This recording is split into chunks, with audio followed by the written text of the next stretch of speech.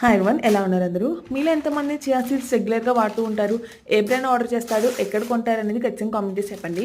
So that ఈసారి మేము కొనేటప్పుడు మాకు చాలా హెల్ప్ అవుతుంది అది.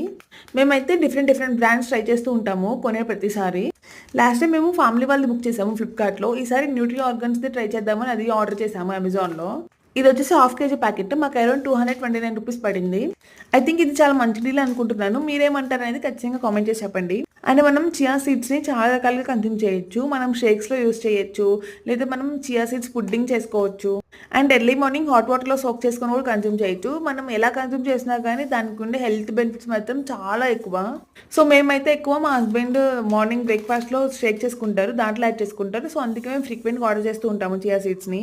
నేను చియా సీడ్స్ గురించి తెలుసుకున్నప్పుడు నాకు తెలిసిన విషయం ఏంటంటే చియా సీడ్స్ అనేది వాటర్ని ఎక్కువ అబ్జర్వ్ చేసుకుంటుంది. సో మనం చియా సీడ్స్ తీసుకున్నప్పుడు వాటర్ కూడా ఎక్కువ కన్జ్యూమ్ చేసుకోవాలి, లేదంటే డిహైడ్రేట్ అయిపోయే ఛాన్సెస్ ఎక్కువ ఉంటాయి. సో ఎవరైతే వాళ్ళ డైట్లో చియా సీడ్స్ తీసుకుంటున్నారో వాళ్ళు వాటర్ కూడా ఎక్కువ తీసుకోండి. సో నేనైతే ఇక్కడ డైలీ యూజ్ చేసే బాక్స్ స్టోర్ చేసుకుంటున్నాను. అది కోకో పౌడర్ బాక్స్, నేను వాటిని యూజ్ చేశాను. అండ్ మిగిలిన క్వాంటిటీ నేను స్టోర్ చేసుకుంటాను. Thank you for watching. Bye.